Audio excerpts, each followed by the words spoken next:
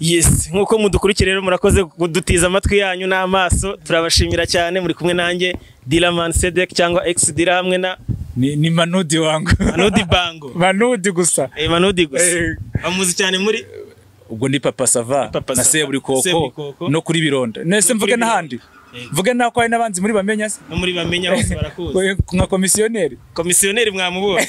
Bikiri ku bya komisiyo ariko reka mite nanjye nihutana namamaze. Abakeneye imodoka zikodeshwa bahita bampamagara kuri 0788 2223 41. Abakeneye kuzamura imbuga zabo nabyo simbigarukaho. Iyo niyo nimero mucaho ni Eric cyangwa se X Dila mbibafashamo. Manu turatangiye rero. Tugiye kujya tuza hano twisesengurire twitonze. Ariko nanjye abanyeneye. Naho bagukeneye. Abanyeneye sibyo kuko banzu babwire neza. Abanyeneye ni kuri 078 karindwi 11 44 95. 078 karindwi 11 44 95. Naho. Sawa. Aho mba maryamye. Aho niho umusaza abayibereye. No kumbuga nkoranyambaga zanjye. Uretse ko nyewe nabagira n'inama yo kumusanga muri Rafiki, Club Rafiki ni kuri office. Iyo uje ariko ntiwabura umuntu uhita umukugezaho. Ubutumwa bwahagera. Ariko ni kuri office. Kumbuga nkoranyambaga zanjye Manudi show baryamye. Yes. Hanyuma tugiye ku makuru ya showbiz. Amakuru ya showbiz ubu tugiye kujyaho. Ariko ntago ndi buyatangire ngiye kure cyane yo kubanza gushimira abantu bakoze mu mufuka bakitanga. Akira mikoro mbaza bari. Abantu bakoze mu mufuka bakitanga. Bibye se. Oya. Showbiz nyine bakora mu mufuka ikinyarwanda kiragoye. Ngo utekereje abibye. Ushobora kubukunda ibisambo. Oya sinkunda ibisambo. Ahubwo ndarirwanya niba bidabitinya n'abantu. Na Yesu ngo yaravuze ngazaza nk'umujura. Hari abantu rero bitanze. Abantu bitanze kuri bande bitanze mu biki. Abo bantu rero bitanze uribuka concert igeze kuba ya Platini. Platini urayibuka ngo ndamenye. Ngaho mbwira icyo uzi muri iyo concert cyabaye. None se amafaranga aratanzwe. Banza umbwira icyo uzi kuri iyo concert. Ikintu cyabaye kuri iyo concert nuko nzi ko Platini yarafite abantu bahagije. Bahagije ku bwinshi cyangwa ku oya bahagije. Ubwitabire bwari buhagije. Ubwitabire bwari buhagije. Asante sana. Ntago nabanga ngo hari iyo mikoro rero nshimira abo bantu ndahera kubitabira igitaramo cya Platini ariko mbere na mbere ndabanza nshimire Platini. My brother, nubwo bamwe ngo nasutse amaranga mutima ku mbuga nkoranyambaga, reka noneho ngushimire ndeba muri kamera. Wararize? Cyane kabisa. Umusaza yankoze ku mutima, yakoze ikintu. Byari ibintu tumaze igihe dupanga bigapfa, ariko we yahise afata initiative aravuga ati reka aho kugira ngo twapanga ubundi koza igitaramo cya Jay Polly kugira ngo tubone funds zishobora gufasha abana be somehow. Nubwo atari ibyahatara ariko agira akantu ka contribution ku buzima bw'abana. Abantu twabanye nawe, abantu yahaye ibyishimo ni benshi bamukunda, ariko hari harabuze umuntu ufata iyo initiative ngatangiza icyo gikorwa. Nubwo twabiganiraga in box ariko byari bitari byafata umurongo cyangwa byafata irangi. Banza itare umusheri mu kiganiro. Allo. Jiraho parire. Yes. Meze neza. Showbiz. No umushiri ariko. Bro ndi mu kiganiro bari kukumva ngo banza babwire brand yawe. Niko ye. Abanze kubasuhuza ariko. Uri kumwe na Manudi. Umunyamakuru kizamuka mu Manudi, umunyamakuru wabigize umwuga namba. Kuzamuka ngagana kwa mutwe banza umusobanurire brand yawe. Brand yawe ngo imeze bite wowe? Amazina 3. 3 yose mwa? Yavuge wihuta turi mu bintu bikomeye. Bituke cho baba. Urumva ukuntu abivuga? Ni n'umuraperi uzamubona mu minsi iri imbere. Abagukeneye bagusanga he ukora iki? Imbuga zose ndazikoresha. Avuyemo Twitter nayo ndayigufungurira ubwo nayo ibabwiye. Urayifungurira cyabaho. Yego rativuye. Urubuga Twitter ngo barayigufungurira. Uziko ko kitakibaho. Yego rativuye me. Uri update sha. Hanyuma ndi kubwira abantu ko bagomba kugusanga mu mujyi kwa Rubangura nanye kwa Rubangura. Aho bita kuri Kigali Clipper Zone kwa wa muniga murakorana. Sibyo ra? Yego. Nawe urogosha bonne adresse. Urogosha? Yego. Sha nani ari abantu nyine ngo babasigaye barasukishije ibyo izo hasi bwo bagiye muri zogoshesha nazo. Sawa. Arimo mwihorera uyu nguye. Turavugana soje ikiganiro mwana. Abantu bakuganira bonne adresse Kigali Clipper Zone Bituke de Joe de Barba. Bituke Joe the Barber kabisa. kabisa. ariko man niwo muntu umanaginga umuhanzi warangiza ukavuga ngo numwogoshe Iyo ntago ari wo managinga. We ni murumuna wanjye yakunze gukora hip hop kwe nukoza umutima we. noneho kogosha ni akazi ka danje. Uzi ko kogosha se amafaranga akorera utayakorera? byose bigusobanurire. none se jye simbishe ayo wishyura ni makeya buriya. Wiyogoshera kwa wa muniga sikuramo barahita babimenya uwe muniga se Rabona adresse ari shose ko ari uzi kogosha kurenza abana. None se amafaranga menshi watanze bakogosha nangahe? Ngewe man amafaranga na menshi natanze banyogosha nubwo nanyibu ngenda heba buro yego yahebye igihumbi ngo yarahebye igihumbi se kiri abantu bakibogoshira igihumbi uzi okay ariko we bamugana rero tukomeje gushimira abana ari kwa bamuniga bogoshera guhera ku 5,000 kuzamura nagende ubwo mano rero w'inyamirambo ajya hano hepfo bakamugoshera senyisa turuwasa inyamirambo araho zibogosha amafaranga ufite n'akamashini mu rugo wiyogosha n'ubundi naho hose ahubwo vuga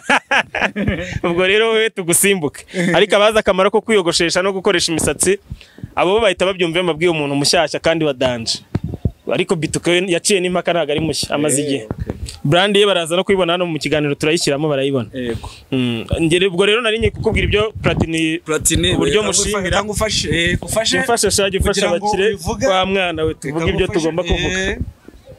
Platini nari ndi kumushimira no kuyisama yakoze initiative Platini nari ndi kugushimira wakoze ibintu bya hatari nubwo initiative yego twari tuyifite twese in box ariko uri mu bantu bakoze ibintu bitunguranye kandi ukuye ku mutima n'Imana itiba umugisha nicyo kintu kigaragaza ko Imana iri mu ruhande rw'umuntu wese utekereza neza. Ngiye mfite amatsiko wamushimiye nibyo yego sibyo success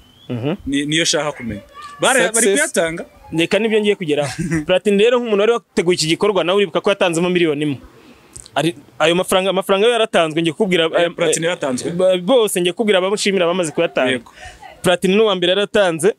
yatanze miliyoni 1 ndashimira nyiri Foruza papa mwiza cyane yari yaranishyuriye abana ba Jay Paul umwaka byarongeye none ashyiraho miliyoni 3 akomane ngo bakuye n'amashimane abafana barake mu hano barajyamo mugane Foruza yadukoreye ibintu bya hatari iyo mvuze ngo yadukoreye ndi kuri side ya Jay Paul kuko ari mu banzi na managinze ngira ngo benshi murabizi abatabizi wenda n'abadafite ububari cyangwa abadafite abahurira n'ububari abadahura n'amahoteli ariko iki gihugu twakirukansemo turi kumwe abenshi barabizi iyo mbivuze rero ubwo ntuze kumva ngo nishyizemo ngo mbaze ngo wari ushinzwe iki ndishyiramo nk'umuntu yarinze atabaruka n'ubundi ari ngiki kibitse stamp ari stampinga ku bintu byiwe sometimes none bakarangiza kuvuga ngo nguriye hano se shaba babizi ko tutitwikira nkabo tubaha umwanya bakidagadura zikajya ku meza twigende je baha umwanya bidagadura ntari ariko turi kwisi twese n'ubundi tuba tuzataha zitereke ku meza undi muntu nshimira nubwo watarayatanga ariko nawe yari yiyemeje kuyatanga kuko nibwo bwa mbere ngiye kuri kamera nshimira aba bantu no mama witwa Datom uyu Datom rero akaba ari mushiki wa Foruza wa nyiri Foruza Datom nawe mu bari mu gitaramo baramubonye mama mwiza cyane undi rero nshimira wakasa mutwe bamwita Aria Cool mama la nabonye n'amafoto bara niwe muntu watanze agahita bishyira no kumugaragara kugira ngo mugabanyeho n'akarindi ayazana ari na cash batagira ngo ndi kubeshya no kuvuga ngo ntago yabonye abantu batakimwizera byanjye mbivaye ibindi ni uretse ko bitarangiriye hariya biratoro kunabyita nabibonye ariko n'ubundi ari muri Kigali Boss Babes turabizi ko bakora nagatwiko kaba gakenewe uretse ko iyo twitse wakoze neza n'Imana ibiha umugisha komeza utere imbere wakoze ibintu bya kuri yatwitse nanjye akama amafaranga bimusabe kuri kamera ari yakuru aremera abantu ariko cyane cyane nkaho umeze nk'umufitemo n'akantu k'inzara ari niko wagize urucya rwose arabikora kabisa ni muntu ushimira no umugabo witwa Coach Gael yatanze miliyoni 2 yahise anazitanga kabisa yari yavuze ngo azatanga mbere y'igihembwe cya kabiri ko gitangira yabikoze nta n'igihe giciyemo yego unishimira yitwa Clement na Music nawe yatanze angahe Papa All yatanze miliyoni 2 nawe urumva bakapo nta nuwigeze ababona bari mu ifoto nta nibwo baba bikeneye ibyo ngibyo undi muntu wahise buriya twatashye yamaze no kuyatanga ntibamenya biciye muri Jiva Collection ya myenda ari gusohora iriya collection yabo nyine bamenya rero nawe buriya yatanzemo miliyoni 1 yatanze miliyoni biciye muri iyo company yitwa Jiva Collection yego nayo yarambwiye tuandike Jiva Collection nishimira n'undi mugabo witwa Peter sinzi niba umuzi Peter umwe wari uri kumwe na Aria Cool bari afite TikTok restaurant agese uwo nawe rero yatanze miliyoni imwe yatangiye rimwe na Ariya Cool urumva undi muntu wabigere wemeye kuyatanga akanatanga igice ni Philipita nawe tumushimira Philipita nakutagize na cano bari bayibye ariko yaremeye miliyoni atangamo 5 Peter zana 500 asigaye wemeye amafaranga imbere y'abantu b'abantu bundi yakoze ikiganiro ari kumwe na Batiti Brown navuga ati nta nayo nza tumumenye ko buriya mwambuye byarangiye ni kuriya byarangiye ariko nta kutagize na 500 ntago ari make waya gusaba we ntayo wamu ariko yemeye miliyoni ngewe shora kutawe yagwakora ko ntayo ufite ariko umugabo nusoza ubutunga bwa Peter hoya ntago tureba Peter wenyine ko turareba kuko babinyujije mu kiganiro cyabo harimo bari bose bo mu kiganiro kiwe bose bagomba gukora bagombaga bose kwikoramo bikuzura miliyoni babimugejeje hatireka bishoboreke rero katasoje ubutumwa neza uretse kuko yabigenje nabyo nta kibazo buri uyu muntu uguhaye ingufi ntago abakwimye ndende nyine n'iki n'iki turamushimira nawe nta katagize cano nagiraboneka cano mbona afite cano ya kabiri The Choice munamusure Philipita no umuntu w'umugabo kugutongura muri bari abantu gatanga miliyoni nubwo wabonamo 500 ntacyo bitwaye ubwo tumuvaho tujya kuri Rocky we yaratanze miliyoni Rocky Entertainment n'aba Kadafi n'aba Savimbi bose babikozemo ebana barayuzuza miliyoni iruzura barayitanga yarabonetse kabisa abana bari bwiga ariko nabyumvise abana bariga cyane aya mafaranga yarabonetse ko yose hamwe turacyakomeza umugabo utarayatanga rero wundi yitwa Jackson wo kwishusho ariko Jackson kuba atarayatanga yarayemeye nawe turamushimira ariko Jackson umva yakaba yaratanze yari yavuze ko bucye yatanga ariko na n'ubu ntago buracya Jackson byuka umusaza yagize ibitotsi bikomeza arantu nasomaga muri Bibiliya ngo mu myaka 1000 ku Mana ni nk'umunsi umusaza nawe rero umwaka wose nijoro rimwe kuri we turaba dutegereje ntari bari time apfa kuba yarabyemeye bimuvuye ku mutima nawe umushyizeho icyuma nawe umufatiye igisi umusaza uzayaza no kuyamwaka no kuzafatiraho icyuma oya no kumwibutsa buriya ntago arakanguka n'iki okay bashaka kwa butaracyamuka Jackson shiti yanjye ebana nuko nguko undi wanyuma yaratanze yitwa Palos wakora ibiki Palos ntago ibintu akora bizwi cyane Platinum yambwiye ko ari inshuti ye gusa nimero ye ndayifite oya ni umunyarwanda ariko yambwiye ko ari inshuti ya Jay Polly by'umwihariko miliyoni yarayitanze ebana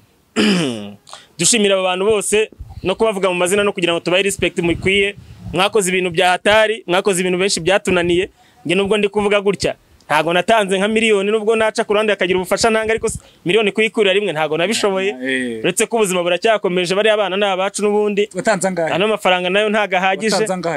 iyo ntanze ntago njya mbishivuga cyangwa uri mu bashinzwe kuyafata amafaranga niyo mpamvu nashimiye cyane Platinum ni nawe byanyuzeho mu kuyakusanya yose yarakusanyije yashyikiriza bari abamama wow cyane byiza cyane kabisa hanyuma twakodoma andi makuru ari kuvugwa muri showbiz twihuse tukihuse ubwo nahita nkubaza ku bya Jimmy Gatete we rero nubwo ari ibya sport ariko buriya nari ukuntu na showbiz bitugeraho twese ni creative industry Jimmy Gatete rero ari mu Rwanda ndanakwereka impamvu we na showbiz yego harimo n'umugabo witwa Coach Gairi niwe wamuzanye nyuma yo gutanga izo miliyoni nyuma yo kuzuza cya kinyubako cyo mu mujyi nyuma yo kumanaginga Bruce Melody Roskana Element uzabwire Gairi man utimanudi sibyo arashaka gutembera icyo kintu ndabikwemereye kugukorera ubuvugizi nawe kandi nabibona arabwira bari abasore be bakeni uti mumureke yinjira aramubabwira ati mumureke mu invitation no muhungu nabaze ajya dusetsa ariko condition no kubuzi gusetsa abakire no kumenya kuganira n'abakire no reka nkwereke sibyo njewe uzanjyana igende abakire nibahava bataye ariko si kibazo afite baba badasetse bazagukira ari abagukoce oya Coach Gairi afite muri iriya nyubako ye afite n'ahantu se abantu bashobora kwagiza ikibazo bagenda bakabanza bakicara bakaruhuka harahari cyane abo bakire umva man munjyane mwe tuzabona bari kubahungiza man bazabahungiza bajyane mu cyumba bashaka nizo ko afitemo cya cyumba kijyamo kiba kiri ni chambre froide uko bakire ngomba kubazitsa ibyo bikaba ari ahantu rwose Coach Gairi ariko tumushimira afite iriya complex iwe irimo ibibuga byinshi basket football oya ndashaka kugira none rero ndagira ngo nguhuze nawe ngumite nguhe passe wita ukomeza uvuga n'ibya Jimmy Gatete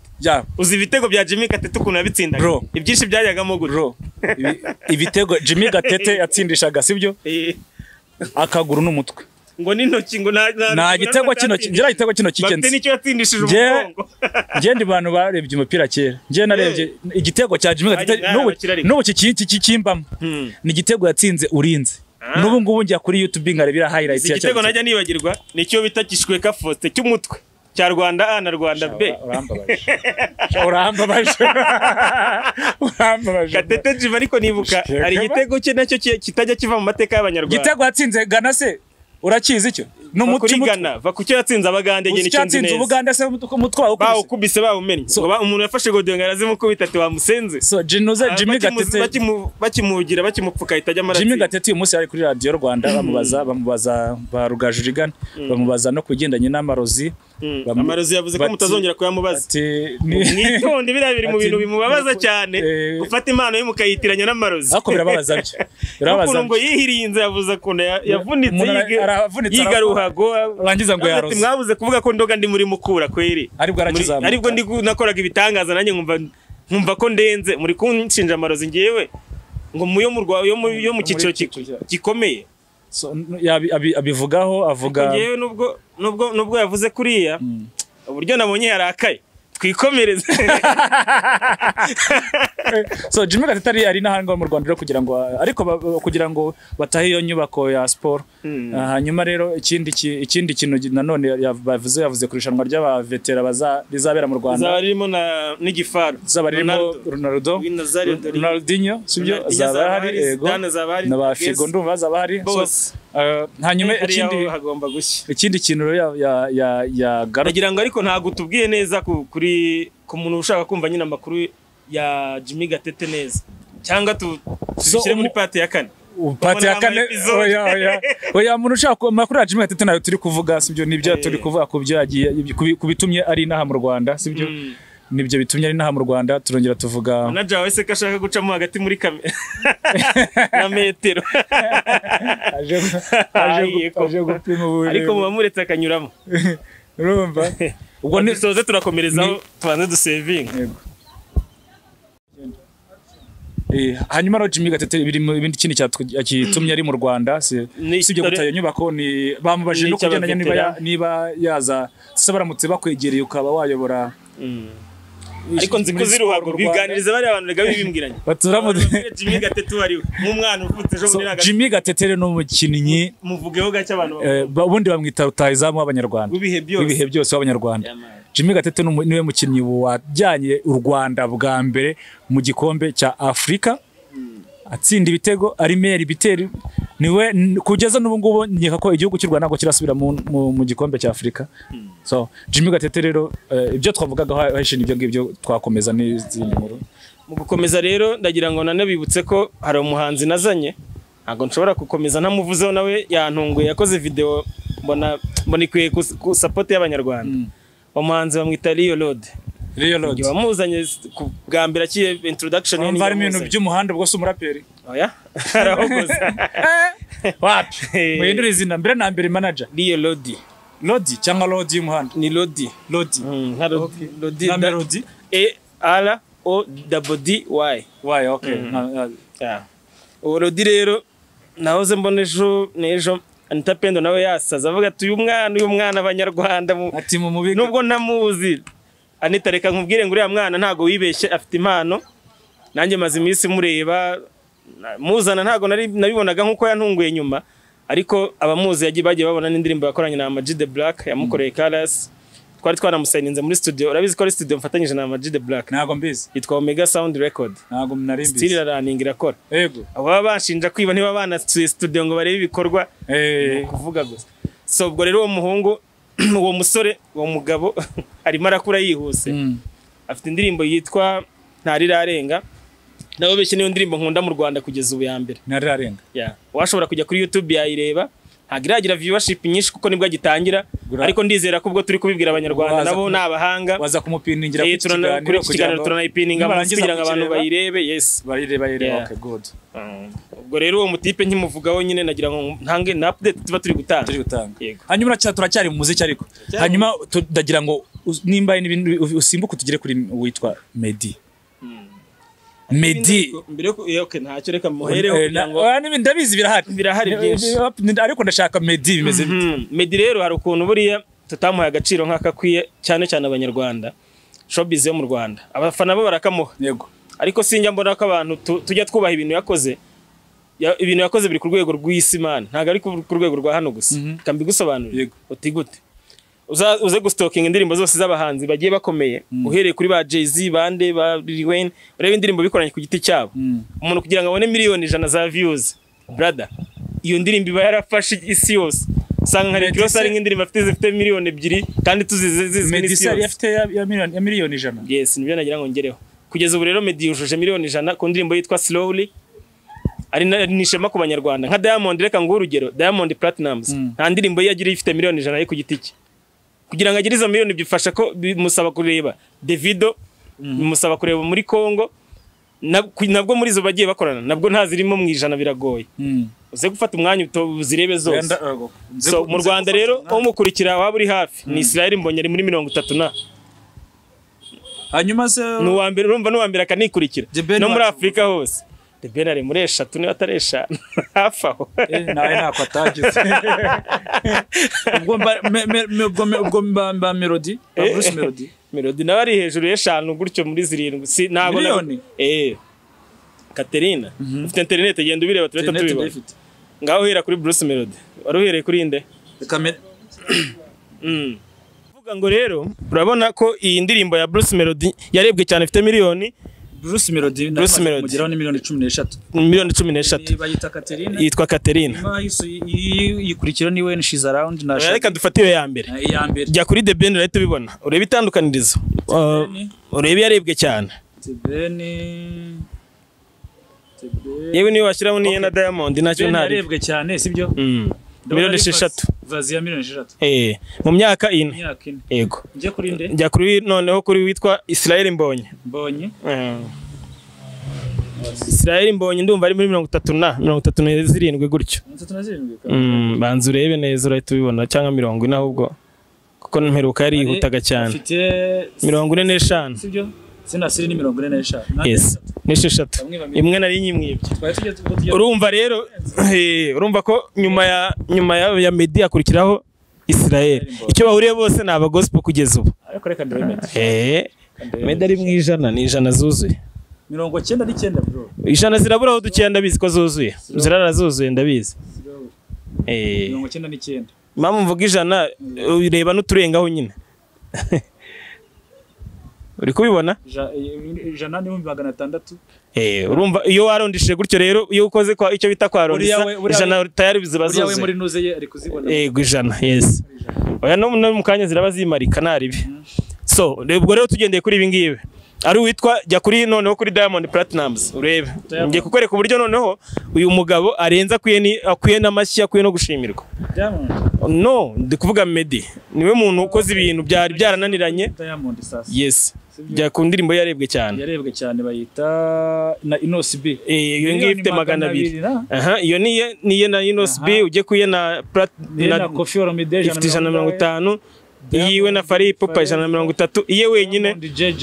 iye wenyine yitwa Jeje 96 urumva ko umusore wacu ari muri imbere mwabyumvise urumva atari ikintu cyahatari ugiye Bugande bo tubari imbere cyane yemeye ko umuhanzi wa mbere muri East Africa ni Meddy yes hatajemo collaboration ubundi ni Meddy tuzikuriye mekisi ukizemo collabo hazamo na ba Diamond yego nyine ntacyo nyuma ya Diamond ni Meddy kandi atagikora ubyibuka reba imyaka amaze adakora ntago aheruka gukora umusaza arabyiwe hanyuma ikintu kigeze ko gospel muri no misi kwitabirwa kurenza dore rero ngo hereze secret irimo kuba gospel yitabirwa kuriya ubusanzwe gospel igira abafana babanyakuri bareba ibintu byawe kandi batakuryarya abahunga baba mu mihanda yacu bo ashobora kubireba kuri televiziyo naje kuri YouTube akenshi urumva iba abantu baba bari muri gospel benshi baba batasinze no kuvuga ngo niba kunze ikintu ko karagiharanira gisharing agihereza nabandi niyo mpamvu wabonye hari umwana ejo bundi ni umusore cyangwa yes burasaranduta wenda turi mu rungano rumwe sinzi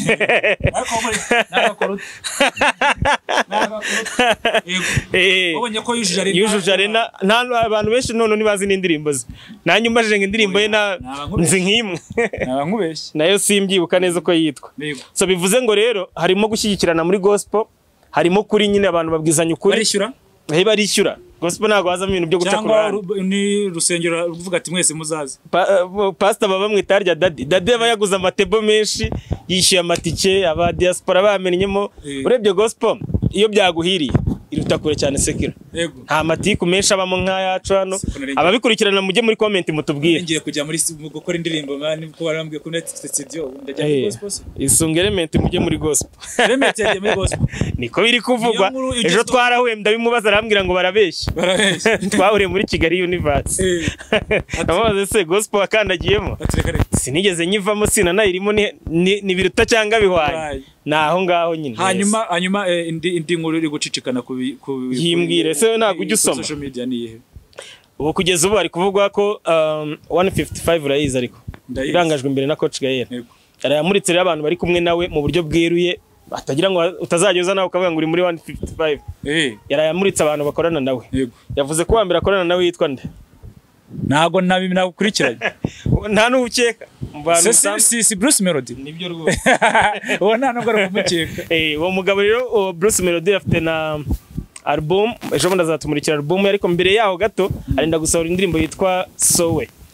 njye nari nzi ko yitwa Soweto ariko yayise Sowe ubwo to sinzi impamvu yayivanyemo yaburijwemo yego Sowe ubwo biri artistique nawe okay uwo rero ni wa kabiri urimo buriya rero bamwita Kenisol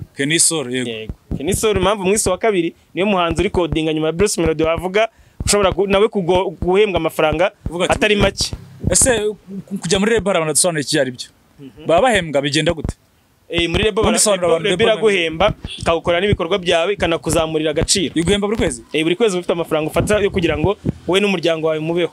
waba wakoze cyangwa utakoze wanjyanye muri Rebel man nawe ubwawe uri Rebel abantu bose uhemba reba cameraman wapi nagomba abantu batamenyereye uyu mugabo ari gutebya ariko amafaranga yarayabo wanyabanya byahemana murebe mu maso agira ngo batama man dore ngo niba ubika ya Gracie nimuzajya mubona Gracie agenda n'amaguru mujye mumenye uyabika Gracie se shawe ndigire ngo hari afite muri misiko bitari kuryoha sawa rero turashaka miliyoni man ya subscribe kwa Gracie sinyisha abagabo bazane muri filime sasa paka biteye ikibazo na mikorirago gute tuba dufite impano twebwe sibyo bagasinyisha abahanzi bonyine baririmba sibyo ngiye ufite impano yo kwagitinga uzi gukina filime bro kandi nabonye baratwaye n'igihembo cy'umukomediye wawe ninjye wa mbere man mu gihugu man nibyo Coach Gael kora akazi dukeneye urwenya muri 150 muri byibuze basi no Kigali Universe ugende kubitemo agakomedi basi byibuze ajya gishyura ngiye gusetsa abahanzi bari kuri coding man imirongo yazirenze bro bose Roskana yakora iki ni nawe tugezeho abwo uzajya bandikira indirimbo kuko umuntu wandika ziriya filime zisekeje ibaze noneho wanditse indirimbo ya Bruce Melody kwandika indirimbo ndi mubi cyane buriya byo ariko uzamwe mu bamanzi mwandikira indirimbo uzahita umurira publicité yo kwandika indirimbo byanyabyo kandi nzadonza kwandikira nyahaye nanuza n'amajwi yego mfite n'amanota yego ubwo rero Rio Lodi uzanyibutse tubwire no mugabo duhe indirimbo twemereye nangaye bivugira imbere y'abanyarwanda ni nzayandika ku buntu man urakoze cyane turagushimiye twaburaga umwanditsi ukomeye w'indirimbo nzayandika iyo uzandika tuzahita tubibwira abanyarwanda nzabandikira izaba ari urukundo se iyo muzashaka ngeze ko nubwo ama story n'umuntu ahita mwandikira indirimbo bigombera ko baguha story cyangwa wowe urayandika nimba utanayifite nawe kubita indirimbo tuze kwifata kwa kangahe twe tuba turi kwihuta ngo wewe nandese ki n'umuhanzi wanjye umuhanzi nyine muzaze mumbwira ati turashaka muze kunyimwamaga mumbwira ati turashaka ya ndirimbo sawa iyo rero tugomba kunyibutsa nangiye kubera ko indirimbo ariko niyo mvuze ngo tuzaze ryari nge ndiyubashye ugomba guhita ubyumva nk'ingagari kubajije uzimpamvu se nago nabeshye sinzi indirimbo ye birasaba kugira ngo mbanze numve nuzaririmbamo okay mwandikira ubwo turakomeje tuvuga abantu bari muri 155 nko kwitangaza barisohoye ugeze ngo kundi umuntu utumye nabona akazi utumye utabona akazi yitwa Roskana no kumureba ubwabyo birasekeje ariko Roskana no muririmbyi man no muririmbyi yaririmba neza ariko asetsa kurusha uko aririmba barubizi ubwo twirukana urasetsa nimba yaragiye muri rebo tuzi ngo yagiye kuririmba akaba ariho ubwo arimo asetsa abantu gutaba muri rebo nta nkweto agira ninde waririmbye ibyo harya ntabyo nzi yo kwambara se Octave ari kumamagara avoka wanjye ariko reka mbe muretse tuzaza akazi ihangane yego ariko abantu nababwiye ko ari mu avoka wa mbere barabizi unababuza akayidagize ko kumbaza ati si uyu muntu bite yagomeza nandebera n'abandi bagenda burira izina ryanjye akabandika ahantu amafaranga murimo murinjiza gake gake mu byo mvuge gaho kwitonda wa mugabo hanyuma twagiye Roskana yavuyeho rero Roskana nawe agiye gusohora indirimbo 3 muri uyu mwaka n'izabura yego ninde ugiye kuzisohora akoresha umwaka numva ari nyewe umuntu muhanzi oya naga ari nkeya naga ari nka comedy naga ari nka za episode oya eshatu umwaka man ni mu gihembwe ndakurahiye nubose ari we na Kenisoro ninde ukeneye indirimbo 3 cyeka ari umunyeshuri Kenisoro wese abafitiye indirimbo Kenisoro nawe agiye gusohora indirimbo 3 nawe ari uyu mwaka urashira buri wese muri bari yasohoye 3 urumva bitaba biryoshye saranganya wenda ubwo nibe bivuga ati reka dusaranganye hashire n'undi mu producer witiranwa n'imodoka uwo mu yitwa nde ubwo se byose ni nka Benz compressor nzo kumbwira ko Kigali yatuzaniye compressor none mu muziki ariko ntago ariko Kigali wamuzanye ni Bruce Melody bamuzanye cyangwa Bruce Melody ni abantu barakwita oya ahubwo Bruce Melody ukora ko nabura n'umukomediye wa mbere nanemera cyane shaka ko nawe witana amazina umusaza yitwa compressor turaje tumwitage compressor se na jingo birumiza bivuga nka gute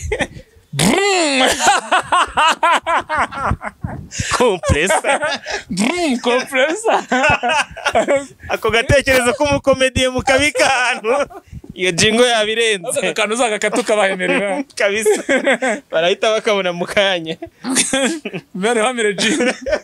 ya producer ko nakohereza umuntu bita bamwita Kenny ubundi niwe muntu ari managinga cyane ibikorwa iyo coach Gaël adahari cyane ko Gaël uyu munsi ndibaza ko yafashe indege igenda niba atayisubitse tuzataha se nuza adahari azaba yagarutse uriya n'umukira bahita bafata indege agenda agaruka undi rero ni murumuna we murumuna wa Kenny na coach abo bose n'abantu bakorana nawe bya hafi ubwo rero nibo abantu ndibugeze icyo gitekerezo cya compressor yes si burumbe jingo yabitwika kabisa undi muntu rero tutavuze muri 155 nabo bahise babigaragaza bagaca n'amazimwe byari bimaze igihe binavugwa cyane ko Element yavuye muri 155 yaracishene ntago yavuyemo ntago ari byo Element arimo cyane ahubwo noneho yaguye amashami bamwemereye gukoreramo n'injyana yitwa Afro Gako ntago ari ni injyana oya urubanza rugeze kure ahubwo babwira kita kuri ba Dekati abandi bwira metere man njye numvise nyirabyo man ninde nyirabyo no pujaman oya no puja ntago ari we nyirabyo man we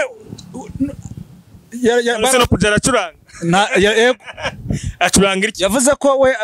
nyiri studio ari we waremye iranjyana akayiremye gutazi no puja ajya kuri keyboard agacuranga none umva ikintu kinarenze bro ngo yaremye injyana yayiremye ate ndetse nyine ngo ntabwo uri kubyumva nyine weho ngo yaremye injyana arema n'umu producer ni ahubwo makembe birumvikana ariko nawe ntago ari ibye iranjyana Afrobeat yari sanzwe hari na gakondo yari Afro Gako ni fiche n'ibyo byombi barabihuje ariko nyine bavuga ko reka tuve kuri abo ngabo tujye kuri Element niwe wabyiyitirana nabyerekana aravuga ngo nge nzanya Afro Gako mugiye kuyibona ngibindi byose byavuzwe sibyo tuyanze ubwo rero abayanga bajye kuri Element kuko niwe widekaraye nk'umwami turarakaye noneho ni murakara mu byimenyere none badukubita umuziki imana tuze Element cyakoze makembe we nanye kuri side imwe ndamwemera ariko naza akabivuga kari wabona makembe yarabibwiwe na Element twebwe icyo dushaka baza n'umuziki ubizana ko ari wese kazike cyangwa abundi bahangane ni bahangane nibyo umwe yakobesha Afro Gako ye undi agashyiramo iyo compressor kazaniye na compressor akakushyiramo ubu compressor bwe tukareba urenze bro undi reka nkubwire umuntu numvaga bakiswe compressor no umuntu bita Eyorash ni uko indirimbo nkumva yakizemo ibintu bya smoking machine ari compressor Eyorash man yaba ari ho oya actress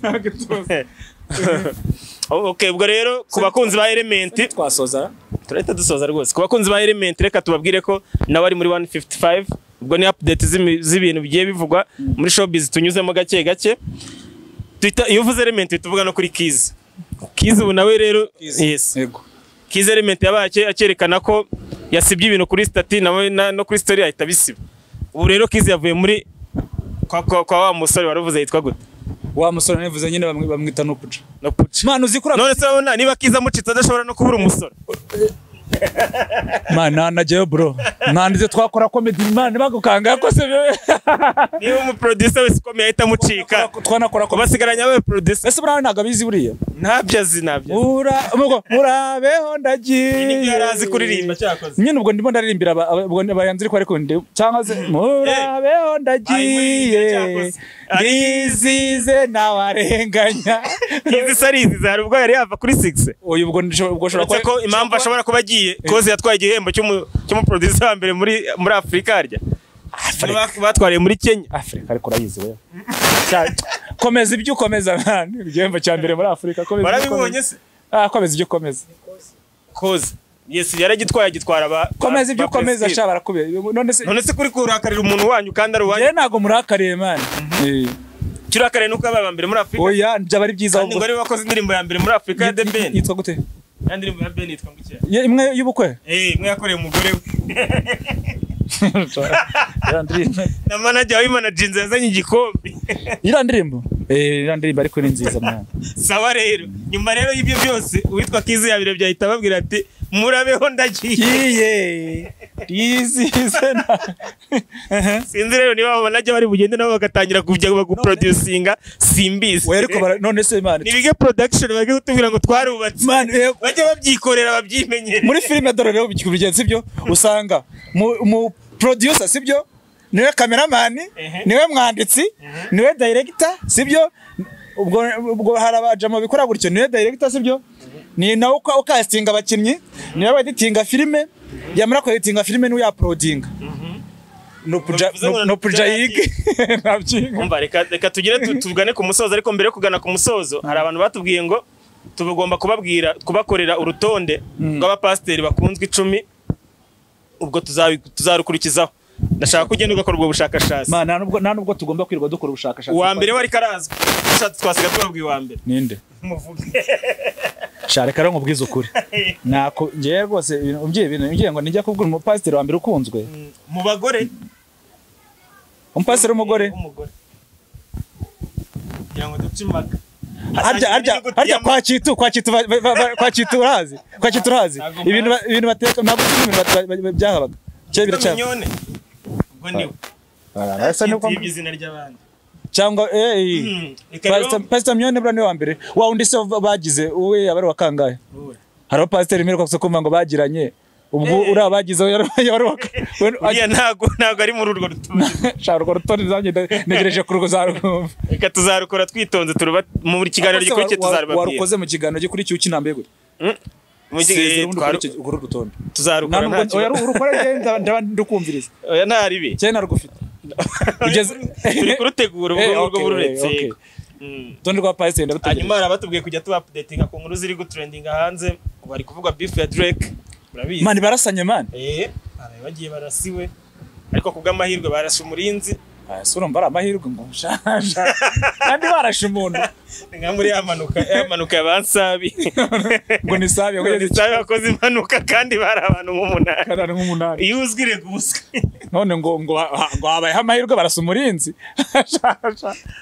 je imana birandakaje man byikurakaza birandakaje kabisa mu gusoza rero ubwo ibya Drake byo na update turagumya tuzibarebera ariko kugeza ubu ngubu ari kwibazwa niba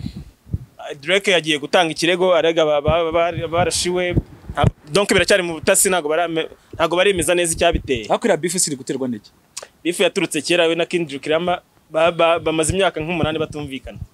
ariko urebye hanene yatewe na Kendrick Lamar yakabaye umwana kuri Drake man n'ubundi n'umwana ariko yaje kubona wo wadanje ntabwo abadanje rwa rutugu rwarakuze rusumbiza none ati nange reka nkubita abasaza yagomba gukubita kako nikunda arya ninde wavuze ibyo ngibyo ngo bamuzane mukubita kako nikunda none ko nandangira ngo dutegereje bato twarayibuze umva hanyuma rero mu gusoza reka dushimira umugabo witwa Pato Ranking uramuzi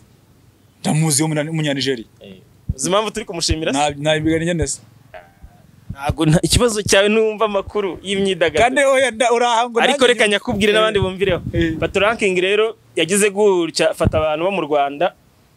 batishoboye man babuze ubwishyu bw'amashuri ariko bafite courage yo kwiga aba bashyize hamwe arabegeranya mu bushobozi yari afite yishyurira abana kaminuza bangahe ni benshi n'ubu aracyashaka n'abandi ubu ari no mu Rwanda yaje kwizihiza rero mu kugraduatinga kw'abo bana afashe wow bivuze ngo urumva ko we nta yaravuze ngo nta mubare ntarengwa mfite mukomeze muzane n'abandi ndareba ibibazo byabo mbafashe nanjye cyakoze wama amafaranga nanjye na aho mushimire rero nasoza Pato ranking ize ndamushimira azi Kinyarwanda aracyumva harya mu cyane Nigeria bavuga ngo mu Nigeria obe Pato ranking so ciao turi kumwe now uta